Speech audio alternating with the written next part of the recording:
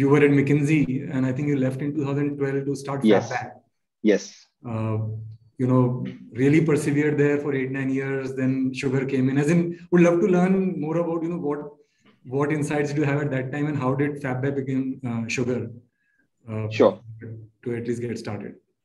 Sure. No, thanks, Rahul, for setting this up and for the invite, and for everybody who's joined. I know it's Monday. Monday is typically very manic for everybody, so really appreciate it. I'll try to add as much value as possible. So jumping straight right in, Rahul.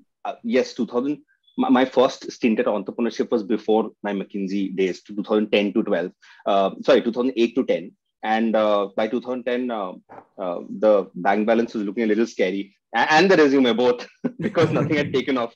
So something, we need to spruce it up a bit, both.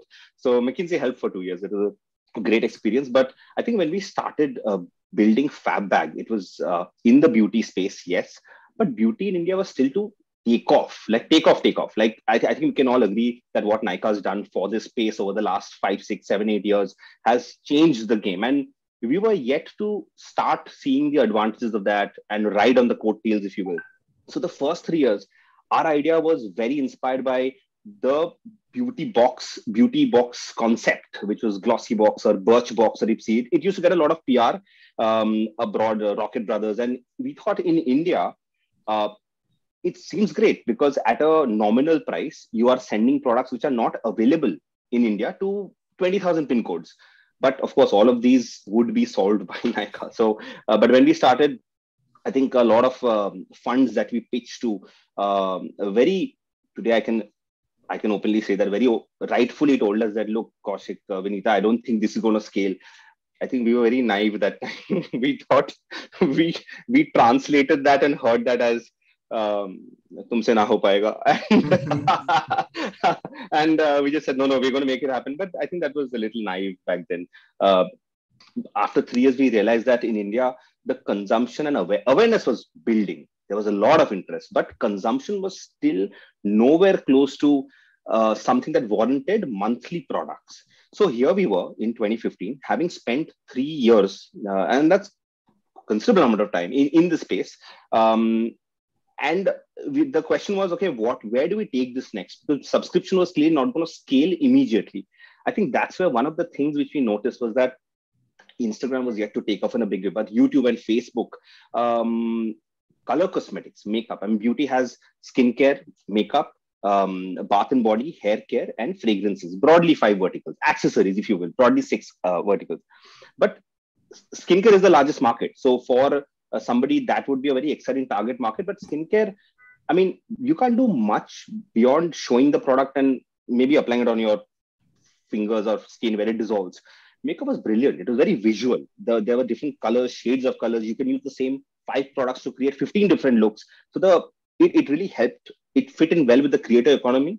And that's when we realized that, okay, maybe there's a huge play at the mass market, but there is premiumization happening. But is there a space where we can play, which is maybe 300, 200 price rupees above that? That was while making our products around the world, not just in India. I think that was the initial hypothesis for India. Can we make really world-class products at half the price of, say, a Mac or something? And it took its time, but I think that's when we got initial traction for Sugar. And yes, I mean, going back to the overall discussion topic, I think retail is something which we bit the bullet very early on, late 2017. That was pretty much in the second year of the brand, but that's how it started. And what led to that point? Why start offline? Why so early in the game? As in, I'm assuming your gross margins, your online propensity to sell was quite high even at that point of time. It was. So one thing we realized was, again, in the online space, by and large, you can play in 2 spaces. Either you can play in partner channels or you can play in your own D2C channel. Now, D2C gets a lot of consumer and investor and PR love because, I mean, the retention metrics are fantastic. You're able to develop a one-on-one connection. But one thing which I really believe in today is that as a new brand, you're solving for trust. That I'm a really good product at a really good price.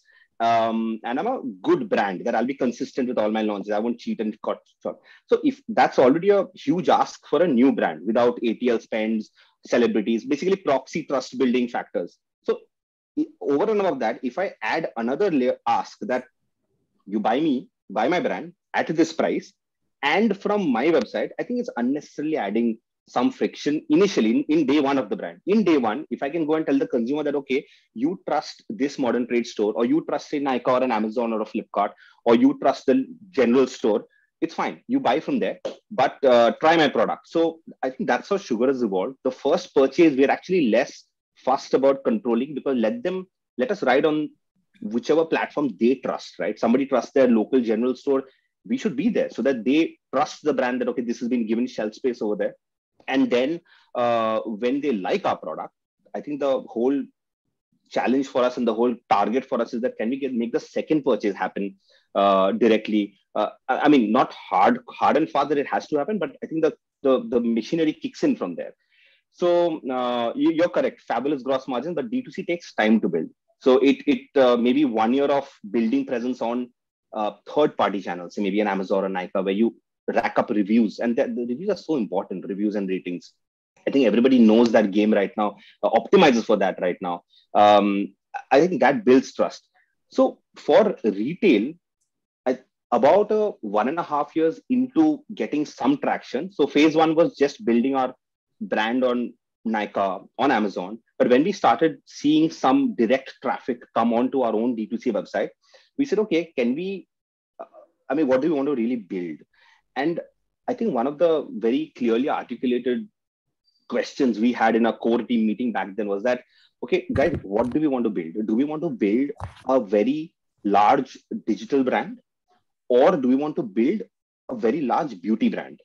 Both are like very, very not easy to do, and both have its own merit. But I think as a group, and this is beyond just me and my co-founder Vinita and the others, all of us said that, we want to build a very large beauty brand. And when we unanimously articulated that, and of course they were peppered with some stats. I mean, of course, take every stat available with a pinch of salt, but stats say that 92% of commerce trade in this sector happens offline. So do we want to play in the 8%? If we play, how will we compete with others who are playing the full game? I mean, I remember in one of the meetings I said that, yaar, hum log agar 20-20 game khel rahe, how will we score more runs than somebody who's playing a 50-over match? We will never be able to score more runs, right? So I think we aligned that this was the right thing for us to do. And then we started pitching. Of course, it's a very chicken and egg situation, because nobody wants to give you shelf space unless they have guaranteed sales. I know a lot of the questions we will have today about how we manage the initial negotiations, finding our distributors, but all that happened after 2017. But 2017, we took a call that in the future, say maybe 2020, 2021, we've envisioned a future when we will have a very strong offline online play as well. So we won't be digital only, we'll be digital first probably, but we will have a very robust omni-channel play. I think that was the aspiration. So we are ballpark there, ballpark. I say ballpark because I'm sure there's room for improvement, but we're ballpark there. And Kaushik, just to add on to that question, so anecdotally speaking, whenever we have looked at some of these sugar cosmetic, offline stores with the beauty advisor or store in stores, etc., and looked at their store in store versus other store brand stores. If we are lying in front of the sugar counter where the other stores are gathering dust, how do you manage that? What's the real? Is it a product play? Is it a service play? Is it a consultation play? You can shed some light on how you're approaching offline differently, because there's something right that's going on there. So I want to tell you something very glamorous and say that, sugar has this magnetic pull which attracts all the millennials to them. I will say that later, but first I'll tell you the truth. The biggest truth is that, there's a very unglamorous, unsexy part of the business, which is inventory availability. And you will not believe it, how as young founders, okay, not young anymore, but let's say early founders, we think that, okay, let's do some killer marketing, shoshabazi and killer offers, and we will drive traffic. That does help. But the people in the industry know that the biggest driver of footfall is inventory availability, because there are so many times when people who are core users of a competing brand, they first go to their store and they say that they hear that it's out of stock. And all the beauty advisors on the floor, they have this tacit understanding with them that while they are competing, they will also help meet each other, meet their targets. So they will say, I'm going to send you some product for a kajal which is out of stock. And the person will return the favor 2 days later saying that, okay, there's a foundation that I don't have. I sent the customer to you. And brands can't control that because beauty advisor bonding is far more than what top-down brand directives can be. And that's how the industry has been operating. So I think one of the things which we've been able to, again, this goes back to our Fabback days. In Fabback, we had to ship products every month, which means the supply chain that we set up, whether it be domestic or international sourcing from the Middle East, Southeast Asia, there was no option. We had to invest in building the supply chain. So even today, when a lot of brands go out of stock, are still wondering how to invest in making sure that the inventory is maintained appropriately, I think we can do much better, but comparatively, the bar is quite low. So that is one thing which pushes a lot of let's say customers to our counter. That's one thing. Clearly the number one reason. I think one of the other things which I'll talk about is that, so when Sugar launched, there was what is the need for Sugar? Let's talk about that. I mean, it's not just something new, shiny and packaged comes in, that too without a celebrity face and asking a higher price point. What is the need for Sugar? Why Sugar? So I think I would like to believe through our audience interactions, we have seen that a lot of what has happened in the last decade, the average age of women who are using makeup has gone down. Now, when that goes down, here's something that changes. And for those in the audience, this may be very specific to the beauty industry. So bear with me, but maybe there are parallels in your industries as well. So as you age, the skin hydration, your skin is not as hydrated when you're say 30 as when you're say 20. What does that mean? Which means you can't wear very matte or very drying formulations when you're 30 plus, because it just seems uncomfortable. It sets it's like almost seems patchy. Now, our audience that we were interacting with and catering to, they were a much younger audience. So we took a bet and said, can we make a very over-optimized for matte? And matte is a corollary for also long-lasting. So something which sets and just stays there for 15 hours, 16 hours. But somebody who's 35 may not be able to wear that very comfortably, which is why a lot of the legacy brands whose audience, rightfully so, they've been catering to the 30 plus, they were hesitant in making a formulation that would antagonize their existing customer base. Whereas we started by catering to our whole beauty subscription audience base, which was 16 to 24. Although that 24 has grown and now is 30. But so that gave us a bit of a break. Our formulations were fundamentally different. They were far more long lasting. But people didn't question why they were long-lasting. They were long-lasting because they were far more matte than the other products in the market. And we could do that because we didn't have the baggage of catering to an existing audience set, which was slightly older in target audience. So that sort of helped position ourselves. And some of the formulations, I mean, today, of course, we bank on marketing, distribution, celebrity face, television commercials, which we started this year. But for a long while, it was just a very differentiated product which people were willing to pay that extra 100 200 rupees for. So I that's probably what helped us create some space and get the audience, as you mentioned. And it was sorry, go ahead now. No, Vinay, go ahead. No. I mean, just a question, and I think somebody in the audience also mentioned that was for a long time you have been in the color cosmetics industry within beauty, and that's like the real core of vanity, and therefore lends itself very easily to celebrity endorsement. But you have stayed away. Very recently got on board. Any thoughts behind? Very recent, yes. And I mean, it was a low-hanging fruit which you could have always used as a lever early in your journey as well, but you timed it differently. So just wanted to understand how you went about thinking about it, and maybe that would answer Chandni's question as well. So I'm seeing a pattern here wherein I'm first getting a honest answer, then I'm getting a politically correct answer. So I will again give you the honest answer first. You're correct. It was a low-hanging fruit, but we were like Lilliputs. It was like so far away. It's like, it's like really expensive. Like when you start without Sugar was born right at the end of 2015. And that time, D2C consumer beauty was yet to play out. So it wasn't like we had investor money coming in. So we had to run the course of trying to build traction, build a story on partner channels. So celebrity I think that's what we did. I think one of the brands that is did it much more smartly is in a different category, of course, is Boat, for example. I mean, from a very young stage, I mean, they worked with so many celebrities, which, when I speak to them, I'm like, yeah, that was something we could have cracked, but we didn't. But in a way, it also helped us, because when we try to build a voice against established brand, so we are trying to be a little anti-establishment, and we are saying that we are not a brand where somebody can just say, hold this and say, ye mera Saundarya ka raaz. And I mean, we used to have, jokes that, what is this? So somebody holding, theory actors holding a brand and saying that this is, that we felt wouldn't cut it with our audience, because our audience depended more on peer reviews or creator reviews to get genuine feedback. So we knew that at some place, we would cap that out. Okay, you can only go so far with influencers. But luckily, that point came well after we had crossed 100 crores of net revenue. So we didn't expect that it would reach 100 crores of net revenue. But which is why I'm a big fan of retail as well. I think if we stuck to only the online world, the whole surge, I mean, our revenues in a year doubled from over 57 to 105. That whole surge came because online also grew, but also because retail started kicking in and there was demand. There was repeat orders. So we very recently, of course, tied up with Taapsee, but it was a very well thought out time. We said, okay, there is journey of a brand from 0 to 100 crores. Now, when you think of a brand of 100 to 500 crores, what are the levers which we have not used for whatever reason? We don't have money. We don't think it goes with the brand.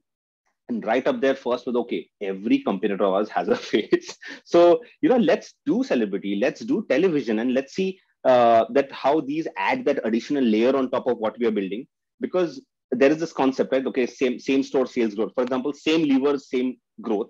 You'll clock 40% year on year. But when you add levers, that 40 becomes 60, 60 becomes 80. And then we can even start thinking about how do we double every year, which is what the aspiration for a brand, at least at our scale, is, and I think should be. Kaushik, you talked about using TV and celebrity. So my question is probably building on top of that. A lot of people say that brand awareness is really important to win in the offline channel. So jo dikhta hai, bikta hai. Jo dikhta hai, yes. So whereas in online world, there is performance marketing, which helps you get off the mark quickly. You can bid on keywords and get revenue quickly. Is there any performance marketing equivalent in the offline world? Some hacks through which you can get the early revenues without being a big brand that people know of? So I think there is, but my take on performance marketing is slightly different. I think it is great to get off the blocks, but it is a lossy format. I mean, it starts bleeding, and actually depends. It depends on what the brand, I think, wants to be. If the brand is confident that I need to rack up a few metrics and raise in the next 6 months, it's amazing. Take the money, give it to Google and Facebook, get the metrics, give it to the investor gets money, take the money, give it back to Facebook. But it works. Brands, I mean, unicorns have been built that way. So it's just that we've not, our timeline is longer. So I think what we've seen work in our favor is that it's great to get off the blocks. But to anybody listening, if you're thinking that, okay, should I not spend on D2C? No. I don't think that's it. It's just that in the first year, you may find your average cost of sales in your D2C channel to be 80% of your average order value, which is brutal. So what we've very religiously did in the past was we used to take let's say a channel like Amazon or Flipkart, which used to be by and large bottom line making. And we used to say that, can this offset the losses that we're making on the D2C channel? These are two knobs, right? I mean, you keep twisting the knobs. So you know that you can grow faster in D2C if you bleed, but you can bleed only if you have money in the bank. So we used to try and calibrate that so that online overall, as a SBU, taking partner channels and taking D2C together was mota moti break even. So that was the thing. But if I were to map this to retail world, I would say, so let's take TV. I'll come to television. But if we just take, say, billboards and visibility banners, I think we did, when we first mustered the courage and budget to do visibility, we did a lot of mall branding, especially when our stores were there. So we used to create these archways and all and say that, sugar kiosk at the ground floor. Even now, you'll find the peak season, you'll find a lot of places that are mall brandings, because we sort of see that awareness may lead to people walking into the store and build familiarity. The bus shelters, the detached billboards, television, That is more generic awareness. So we this year we've allocated money to it, but till last year we didn't have the budget to allocate to that. When the brands are small in their journey, when they're not aware, or maybe not have that high of a budget, how do they solve for discovery and customer acquisition at initial stages in the offline for channel? retail? Yeah, for so retail. I'll tell you what we did. And I haven't spoken about this anecdote earlier, actually. So our journey in retail started with us pitching to general trade distributors. And general trade, they look for external indicators. That is the brand a fly-by-night brand or is the brand trustworthy? And their understanding of trust brand is, okay, celebrity hai, ya television hai, ya mall mein hai. And when we go to modern trade, like our partners, whether it be Lifestyle, Shoppers Stop, I mean, very well-meaning partners, very supportive, but there is no extra unused space in retail. If they have to give you space, that means that they have to deselect and take away space from somebody else. So, which is not easy to do, not just because of business. It impacts the relationships with legacy brands who've been here for decades, right? So it's a tough call. We got lucky that there was one brand who faced very, very severe operations disruption, wherein they finally, after pushing us out or rather pushing, keeping a status quo for them, we were almost approaching season. And season time, if your shelf is empty, then someone like, Lifestyle, Shoppers Stop would lose revenue. So they convinced the other brand to say, we're going to reduce your counter to half and use the other half for another brand. And that was what was given to us. So I still remember our first ever counter went live in 2017 in Hyderabad. It was Inorbit Mall. Now, when we launched our POC from the channel, they told us, okay, good, great. We're going to give you 5 stores as a pilot, and we'll see what happens after that. And by the way, since you're doing retail, please understand it takes 2 years to break even and all. So don't be in a rush. 2 years ka to paise hi nahi hai. What do you mean 2 years ka break even? So what we did something which any first principles thinking would do. We had an online database of people who had shopped on our website. So we literally picked a 10-kilometer radius around Inorbit Mall, and we send them all SMSs that come with a friend. You've seen us online, you've loved us online, get to feel the products. And on the day of the launch, a lot of the footfalls were driven in because of this SMS we had sent to that catchment area. And for the other brands in the store, they were used to brands launching with balloons, but the counter normally being empty on the first weekend. And here they saw that our counter was pretty mobbed. So they thought that, अरे कोई बाहर का कोई brand आ गया है. So some brand को बाहर से आया, बहुत popular brand है. So that day it was weird. I mean, we called to say how was the day, and the feedback we got was, somebody from that company came and took photographs and went. Somebody from that other, not company, not brand, like a distributor, another retailer, their team came and took photographs and went, and it was all very crowded. So there was this perception built that, okay, Sugar is drawing the younger audience to these stores, Lifestyle, Shoppers Stop. And I think for any retailer, that is the biggest challenge they are trying to crack. How do we get the 20 to, like say 18 to 24-year-old or say under 30-year-olds into our stores? And there was a time when we used to religiously do this whole SMS catchment area thing and get people in. And that sort of helped us at least build the narrative that if you give us some space, we will definitely drive in younger footfalls. And that stuck till the numbers started justifying themselves in about 6 to 8 months. But that initially got us started. Kaushik, how did you? Sorry. How did you take care of the inventory issue, which is the other big challenge as soon as you go offline? Like, was there a certain pace of store growth that you said will not go beyond that? Were distributors available to give, take cash and carry your inventory? How did you solve for that problem? So I'm going to share something which a mistake which we've made. I think when we think about the industry, we try to figure out what our competitors are doing, and the competitors will have fabulous margins, fabulous work. I mean, our competitor has cash and carry. मतलब आप पहले पैसे दो फिर माल लेके जाओ. I mean, that's amazing, right? Now as a brand, I need to do my research to figure out what my competitor is doing. But I also need to understand that as a new brand, I will not be given those terms. I think we could have saved 3 months in our journey because we used to like go everywhere and try to push for similar terms as, say, what a very established legacy brand used to get. And then we realized that this is not working because we've not earned the right to ask for such a good margin or good terms. So one day we just sat back and decided, look, this is not working.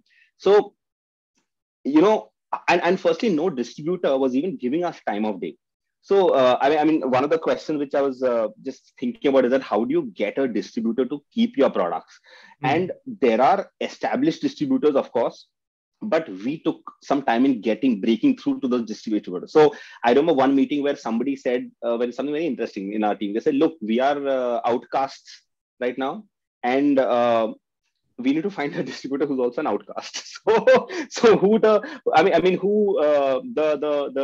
people don't, who has some play in the market, but he's also looking for a break. So we found someone, and we still work with him. We found someone who basically had converted. He used to run a mobile store retail outlet and a couple of them. And then he converted because that was becoming obsolete.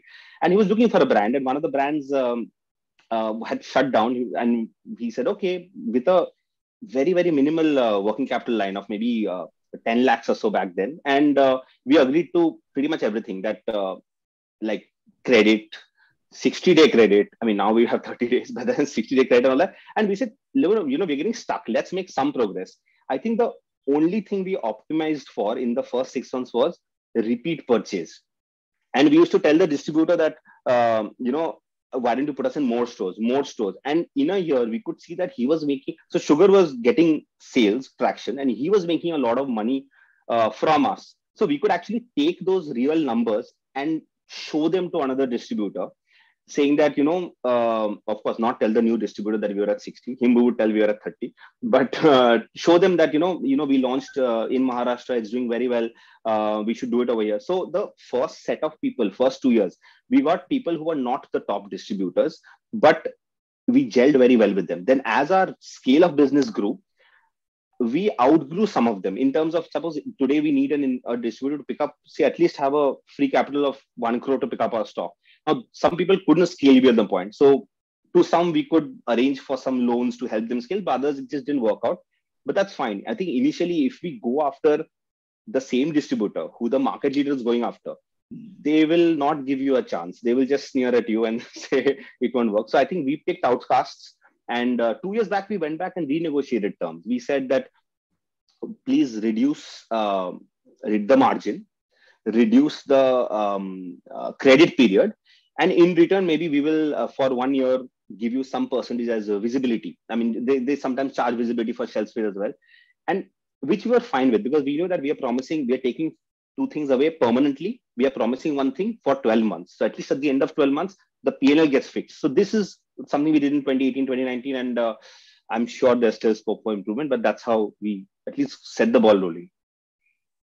Kaushik, you must have had, like today you have a sizable digital business as well, and that services towns which are far beyond the physical distribution that you have. Yes. And if you can just help us understand some of this O2O kind of interaction, interplay. Okay. You have offline presence in some cities. How does the digital business conversion rates, CAC, get impacted versus where you don't have an offline presence, where consumers can't touch and feel you? How do those kind of metrics work for you? So, Viraj, this is something which is actually very sophisticated and nuanced. We're actually doing a lot of work on that right now. So I'll not claim that we have really gone very deep or cracked it, but I know that one of the things we did was that initially you have a set of top 10 cities because that's what Instagram shows that your audience is from. So you know that I want to focus on these top 10 cities, which is what we did till 19 mid. After that, there was this question, okay, that we have a goal of, say, reaching 100 self-operated stores and kiosks. We're at about 80 now. We should reach 100 soon. So that journey of where to open our own stores was purely dictated by the numbers we saw on our apps. For example, one of the stores we opened about 3-4 months back was a very, very nice looking store in Bhatinda. And a lot of people asked us, why Bhatinda? And we're like, people are shopping from there. So I think when you see a brand, if you have some awareness of the brand, and for us, awareness by and large so far has been on Instagram or on YouTube, we've sort of let that dictate the process till now. I think September is when we started our television, and that's on national TV. So when we build out next year's plan, I think we'll be more spread out in trying to cover more cities where we feel that we've invested in billboards or in allocating our airtime to that. But by and large, we are still making the journey. We are far from tier 3. And we are still making the journey from metro tier 1 to tier 2. But one thing is clear. We often have this, okay, I won't generalize. Us often had this idea that Sugar is a tier 1 metro brand.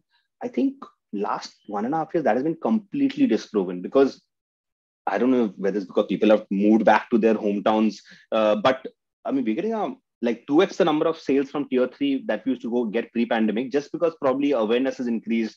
And we've also started doing a lot of vernacular content. So people are buying, which means they have money, they want to spend. Hence, to FY 2023 plan, I'm sure we'll be more bullish towards building out the chain beyond tier 1, tier 2, probably tier 3 as well.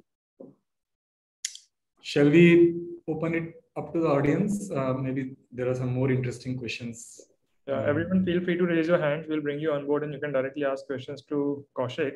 Meanwhile, I'll read out a question on the Q&A board asked by Chandni. So, when is the right time to invest in the offline strategy in terms of stage of the company or scale, maybe in terms of revenue, number of SKUs, money in bank? So, how should one think about the timing of getting into offline?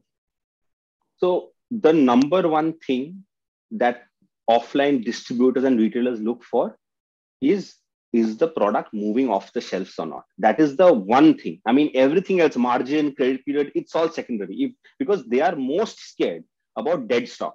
And it is very rampant in our category. So I think we should start thinking about being offline, I think, from day one, because I mean, if we look at examples like China and say a brand like Perfect Dairy has grown so large in just 2 years, but someday India maybe wo hoga. But I don't think today, 2021 mein India mein, you can, when 92% of commerce in this space happens offline, it's going to be that easy to do. So hence, let's just say day one, we start thinking that we want to build a big omnichannel brand. Now, when to actually approach them?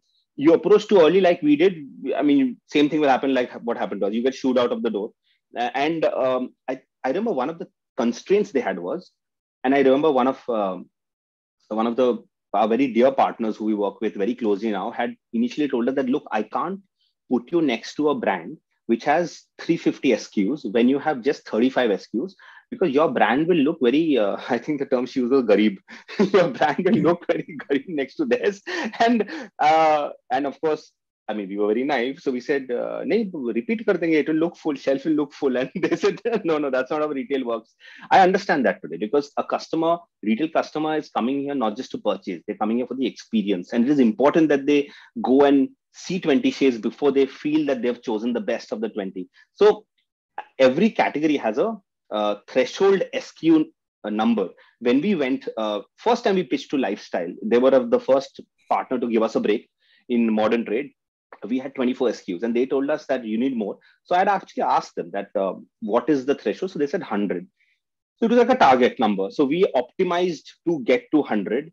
It's a different thing that we made a lot of nail paints and then they said, you're cheating, get proper SKUs. And then we again went with proper SKUs and then they gave us space. But I understand that today, because you need to look like a brand that deserves the, let's say, a Lifestyle or a Stop or Stop tag, and we work towards it. So I think whenever you're able to optimize for two things, one, you have enough SKUs to cover whatever shelf space you get, which means if it's a general trade store, it's typically a counter, like a small fixture, tabletop fixture like that. So at least that should look dense. Product density is very important for retail. So if you have less products, ask for lesser space, but the product density should be low. It should look like, there are a lot of products.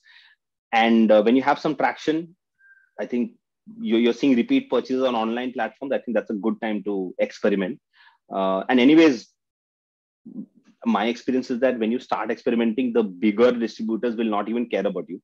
So with like in our case, an outsider distributor, the stakes are lower. You can fail. It's fine. Nobody will know in the market. So yeah, let me bring Manish on board. Manish, you are on the panel. Hi, Manish.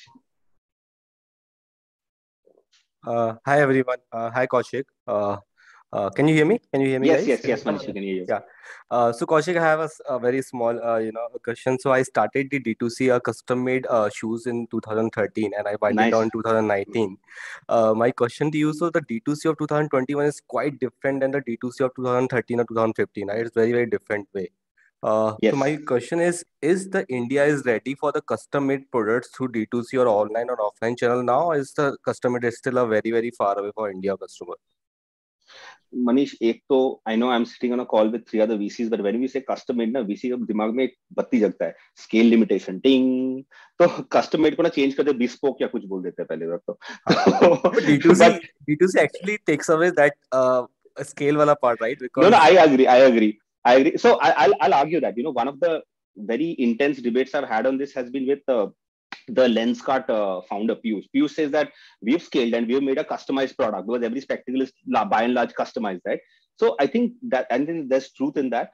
But for shoes, I'm not aware of your business. So I'll just take the liberty of commenting with what I've seen. Like brands like Neiman's, Flatheads, Monroe, those who have raised funding and have scaled, they've by and large followed the pattern which customers are used to. So here's my experience personally with Fabbag, the beauty distribution subscription service, and Sugar. In beauty subscription, we were trying to habit build, like educate the customer and say that, hey, you know what? You pay us $500, we're going to send you month-on-month boxes. By that time, they're already confused. And Sugar, we take a product and say, here, take Kajal. And they'll be like, okay, what price? It is such a simple conversation. So my only thing to you is that, yes, I think India is definitely ready for D2C in footwear. My only thing is, if you try not to build a new model where you have to have the burden of educating someone about the business model, it will be far smoother. People will understand your product far better. And I really think that agar aapke like man mein kuch hai ki, I want to do something, just do something bespoke and custom made, just push it out for 12 months. Prove the core model, get some really, good, like if you're raising funding, then get some backing, and you can always run it as a, part of the business, which if it blows up, then there's proof in the pudding that India is ready for the bespoke, customized model. But I think India is ready for D2C footwear. Custom,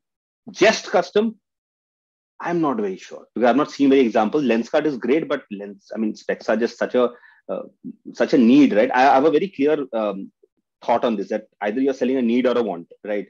Like, for example, I'll tell you, makeup is at the end of the want, rather than maybe a kajal would be a need, but it's a want. Specs is a need. So you will jump through that hoop of customizing for that. So now in your shoe, wherein you're competing with somebody who gives a standard size, are you a need or are you a want? If you're a want, I want bespoke, then it'll be tough to crack it. Great. Keshav, you are on board next. Hi, Keshav. Just a small request to everyone. Please restrict your questions to which is relevant to the topic. I think it'll make it more efficient discussion for everyone. Keshav, hi, Kaushik. Great meeting you. Hi, Keshav. I'm from Snazzy. We're a D2C teeth aligner brand.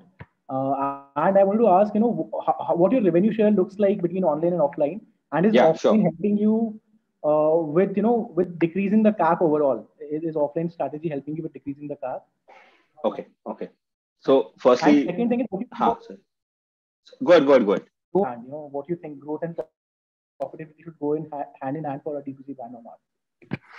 Nahi hota hai, Keshav. Growth and profitability. Wait. Let me take the questions in order. And first, let me appreciate you for what you have done. ये जो bracket में मैं sugar cosmetics लिखता हूँ ना, and you have written Snazzy, I'm like, branding, Zoom में लोग branding नहीं करते. So I'm very happy to see Keshav bracket Snazzy. Awesome. Kudos to you. Never miss an opportunity to push branding. But anyway, to your point, Keshav,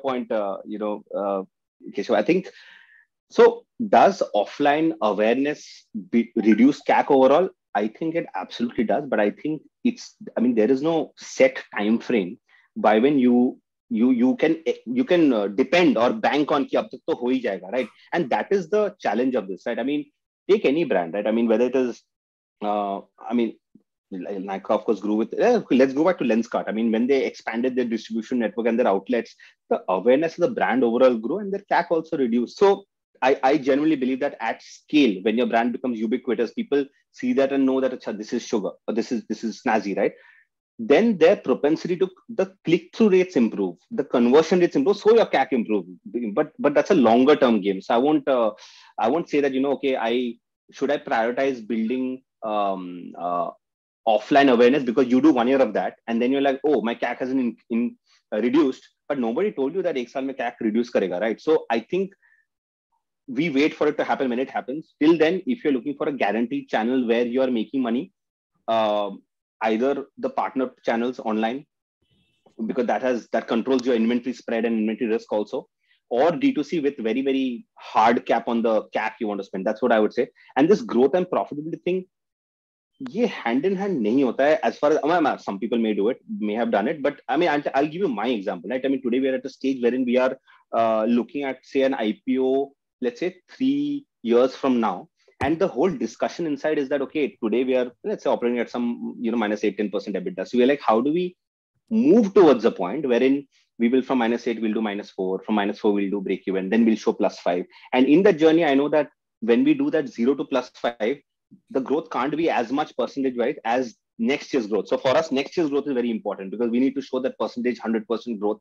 Because when I'm focusing on the bottom line, how do I say bottom line? The biggest handle is you cut marketing costs, right? And marketing costs is directly proportional to the growth and the awareness. So I think it rarely goes hand in hand, but especially for companies that are just starting up. But I mean, you can prioritize growth first and then push for profitability later. Nikita, you're next. You can ask your question. Yes. Hi, Nikita. Hi. So I've worked with a beauty brand. I work in the digital space, and I'm very aware right now. what have I been saying? Oh my God. Okay, no, go ahead. COVID, the whole period was very challenging in terms of sales because there was a whole, span of 6 months where you couldn't dispatch products, deliveries had stopped, retail was dead, obviously. So for Sugar, how did it work during COVID? What challenges did you face? And what does the plan look like post-COVID, Okay. Last time I said this in a sentence, somebody actually questioned me and said, oh, post-COVID, you think COVID is over? since then I've stopped saying post-COVID. You never know when this thing boomerangs with some new variant. But anyway, jokes apart. So you're correct. I think all of us, last April, everyone's graph just plummeted to 0, right? And I think different brands played it differently. In our case, somebody had asked this question also. So today we are almost an even split of offline to online, 50-50. In fact, it was 55-45, 55 towards online, but this year we should be even. So I think this is what helped us last year because we were pretty much like a plane with 2 engines where one engine was completely down. But June, the other engine started sputtering and opening up and running. So we sort of flew like that for a bit before retail came back in full swing. And I think a couple of things we did differently. I mean, there's no right or wrong. I'm just saying what we did. I think some brands in April and May stopped taking orders on their website. And they said, till the guidelines are clear, we will not be taking orders. We saw that and pretty market leaders, I mean, they were doing that. But we said, let's not stop taking orders. Let's just paste it in big bold that these orders are going to be shipped only after there's clarification on government rules. The reason why we did that was, we thought that once the market opens up again, everybody would push in a lot of money trying to get the customer to shop and claim lost revenues again. In that, if I have a context to reach out to a customer in some sutra, right? I mean, to tell them, hey, you had ordered, 4 weeks back, now we are ready, can we ship it? It just made for a more meaningful conversation. So yes, there were a lot of cancellations. But even then, the orders that we had, those orders we would have never had if we had stopped taking orders. So that sort of helped us climb back a little faster.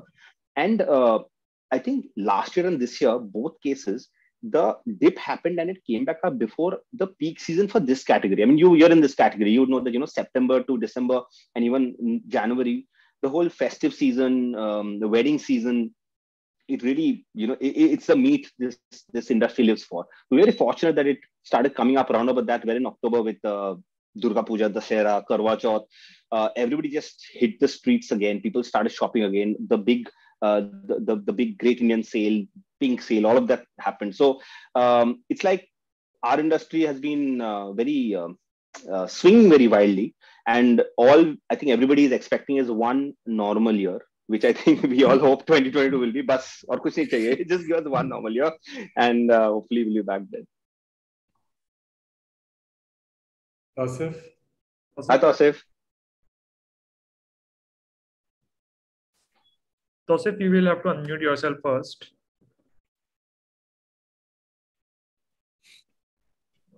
Hi, Tausif. Hello. Can't hear Hi. you. Okay, Amit. Hi, Kaushik. I can. Yes, Hi. Tausif. Hi. Yeah, I really don't have a question, Kaushik, but I really want to appreciate how critical insights that you have been sharing. Thank you so much for this. Very kind of you, Tausif. Really helpful. Thank you. Very, very kind of you. Thanks. I was half scared you would say that I don't have a question, but I've come to say, you're giving terrible advice. Thanks. Hi, Amit. Hi, Kaushik. Hi, everybody. So my question is just to get some advice on how do you fight the price thing? I'm pretty sure you would have got this feedback from the offline, not only your own stores, but the other merchants where you are selling that, the price online is much lower. So how do you fight that? This is just such a fabulous question. Right? This is such a fabulous question because, price parity, maintaining price parity is so important, right? So I'll tell you what we did. So we have internally, I'm not very popular for that within the company, but we have a guardrail wherein we tell our teams that, this is what we will do. Like, for example, suppose your guardrail is a 10% guardrail for the month's discounts. And then, they get to manage it. And then there are some caveats. For example, there'll be a caveat which will be like, we will never do buy one, get one. So Sugar has never done buy one, get one. In terms of, there was a time when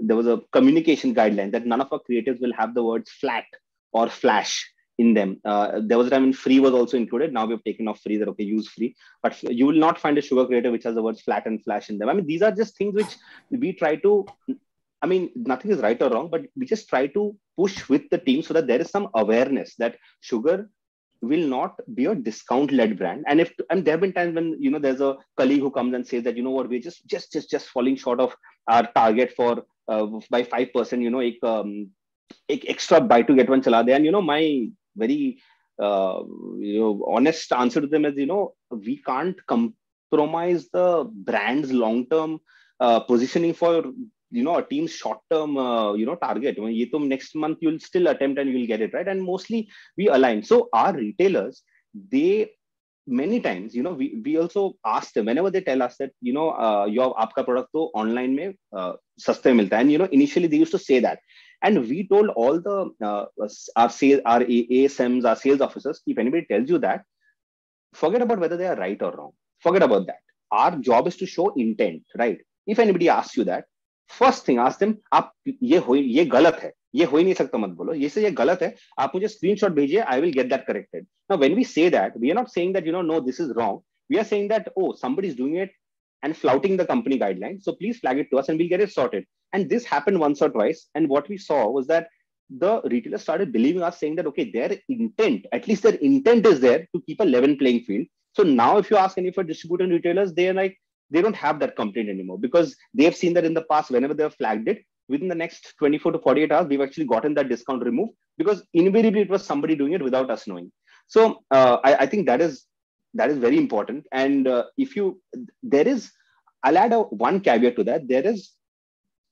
There are some, we try to keep the rules same across the platform, right? So there are some cases where suppose there is a kit where there's a 15% discount on the overall kit, but the kit, we allow the customers to customize the kit. You can choose which.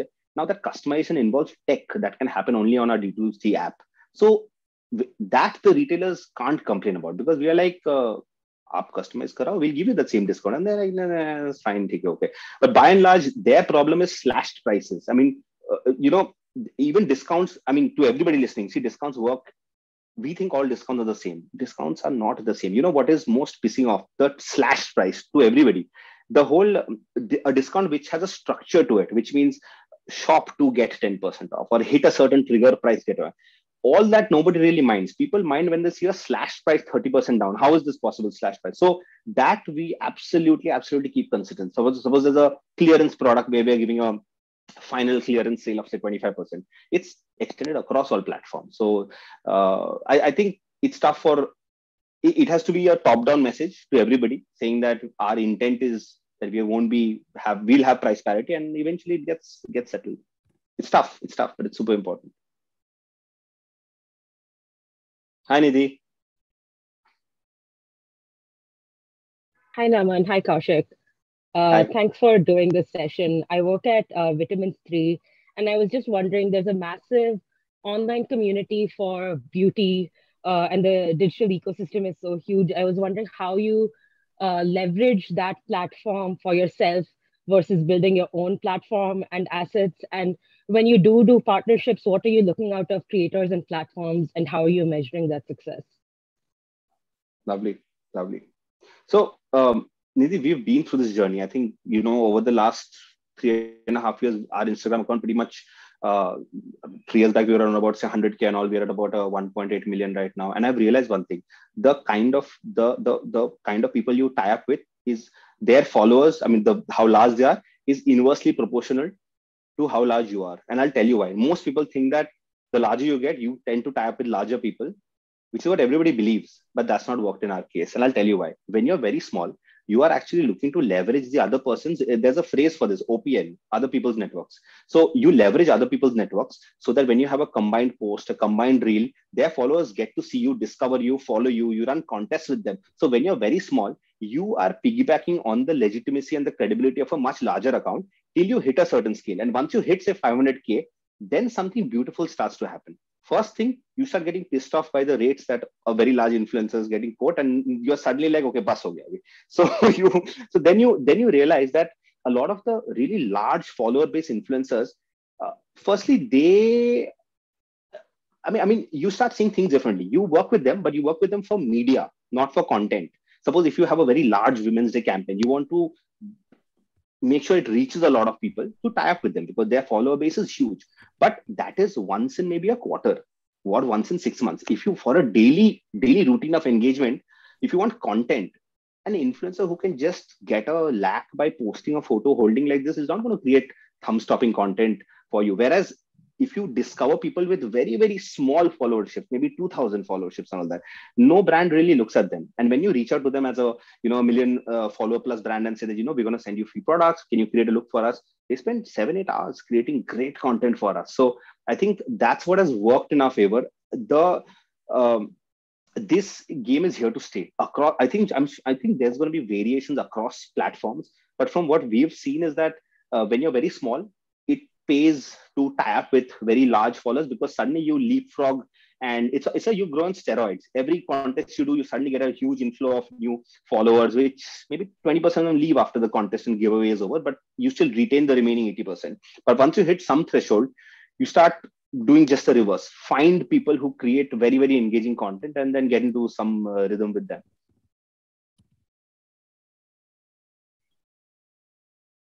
Keshav's back. Keshav again. Hi, this is Ayush actually. So I just have a question. Yeah, in terms of influencer marketing, what's the ROI there? Is it comparable or is it better than performance marketing? Thanks Nidhi for closing that out. Ayush, I'll tell you what, I think we made this mistake earlier. We said that, influencer marketing karte, coupon dete, coupon se sales dekhenge, we will do an ROAS. Disastrous. And I used to think that that's the way because I used to see brands like Shein or Daniel Wellington do this so well. I mean, they used to do this, send the coupon, and I'm guessing they got a lot of sales. We never got those sales. So we said that, okay, what is this? So then I think our concept became clear when we separated the two. Influencer marketing was not led by the business unit that drives our D2C business. So it was not that they were taking money away from performance marketing to put into influencer marketing. So in our case, influencer marketing is driven by the content and social media team. So their metrics are not sales. Their views are impressions in a month. Like today across our social media channels, we get about 380 million views and impressions per month. That's their target. So if they're tracking 400 for the month, they have to get that. So how do they get that? They have a budget, so they can do influencer marketing, they can do promoted posts, whatever they want, but that's their strategy. So it's not, we have not hard linked it to sales, because our influencer strategy is not for sales as of now. It's mostly to make sure that, I mean, see, media तीन type के होते हैं, right? There's owned media, earned media, paid media. Now, paid media is very tough to compete. Whoever raises the most funds is going to outblitz you, right? So forget about that. Owned media, I think, is very important, because that stays, it's cumulative. Unless a platform like Facebook stops becoming relevant to your target audience, owned media is very important, which is why our influencer strategy is fully geared towards how do we build owned media influence. And earned media, which is basically people posting about you, I think that once you hit a scale of 300-350 million impressions out of your own handles, that automatically kicks in, because there are enough number of people who are shopping online and posting about you. So that's how we look at it.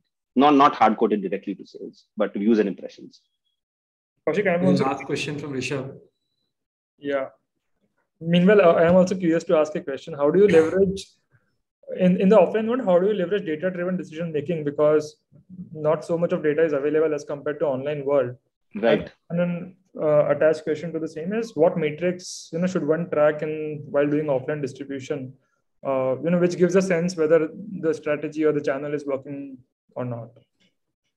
So whether a channel or strategy is working or not, I think for us the metric is same store sales growth.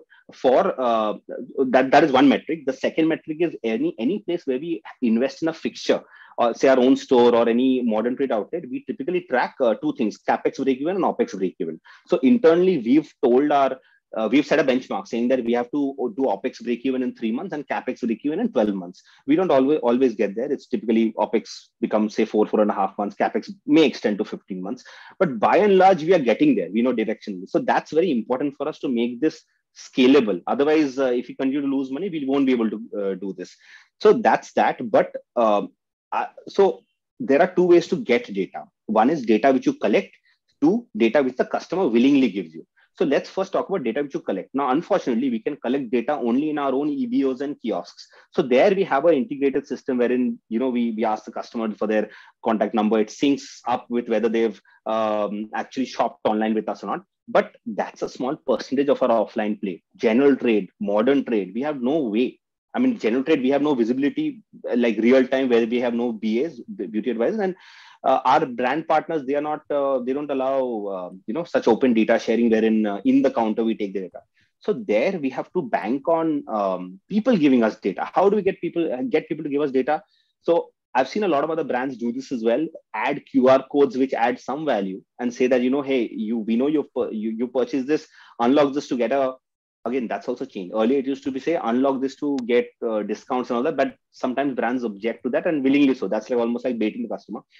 So unlock this to get a 30-second tutorial about what you can do with this. And that 30-second is very important because it shows that your investment is very low.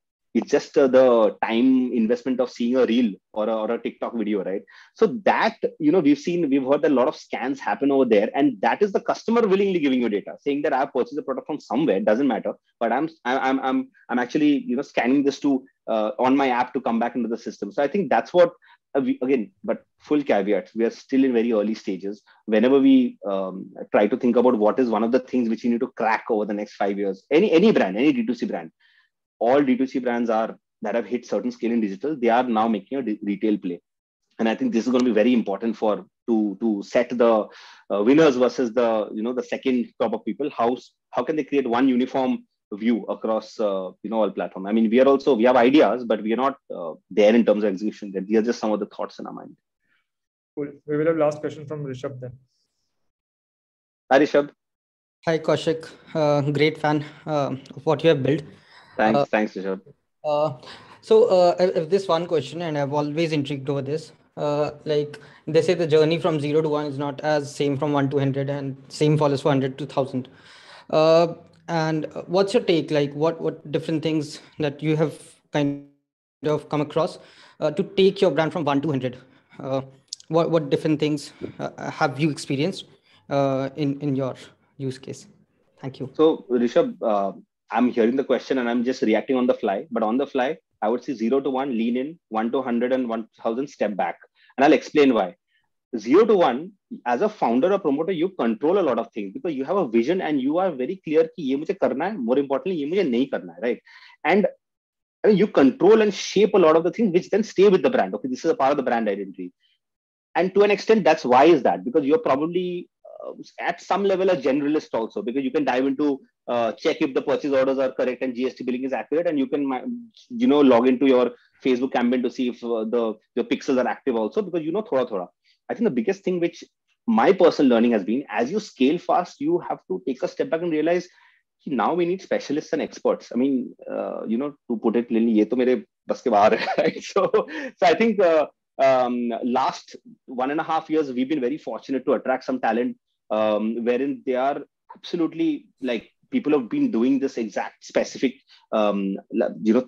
functions, leading these functions for over a decade. And then you know that how do you learn as a person when you learn from experts, right? So from the journey from like 0 to 1 is of course a lot about quickly pivoting, keeping your ego aside that, okay, let's just try to fail so that we run out of failures and find that one thing that sticks.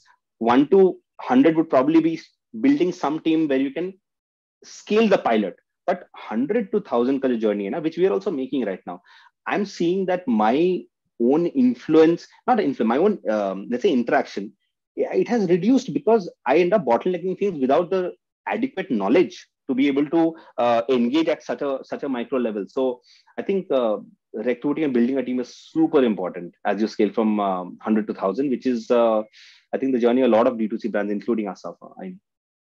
Maybe, Naman, we can squeeze in Preeti's last question and then wrap up. Hi, Preeti. Hi, Kaushik. Firstly, I would like to say I love your products. I've moved. Thank you. Pass it on to the team. All the women I know, they've moved from Chanel and MAC to Sugar. Wow, this is awesome. Save the best for the last. Awesome. Thank you so much, Preeti. Thank you. I have a question. So I run a brand and it's for organic masks. It's called Kashi. Okay. And last year we did really well because we had less competition and performance marketing worked for us. Okay. And like you said, micro influencers, they did a pathetic job for us.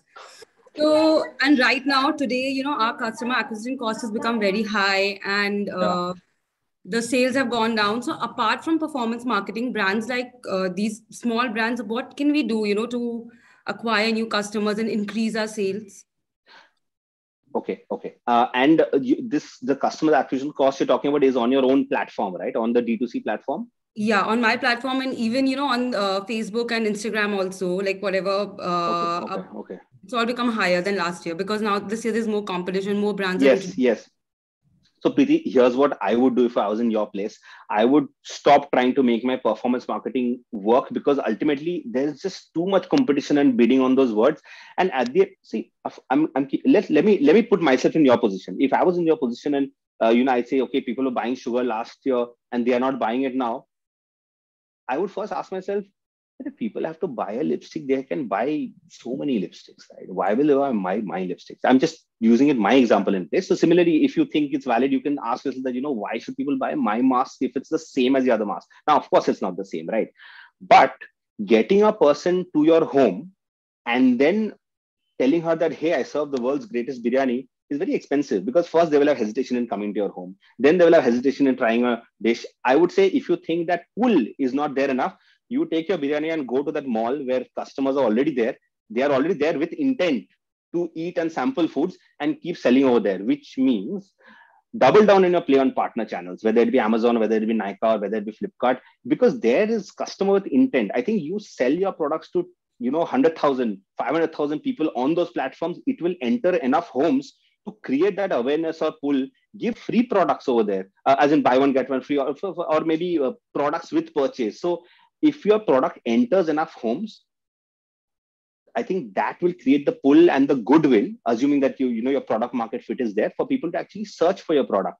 I mean, otherwise it's very tough for people to get people into your homes to try your mask because why will they make the effort? Today, people make effort because they have an affinity towards sugar.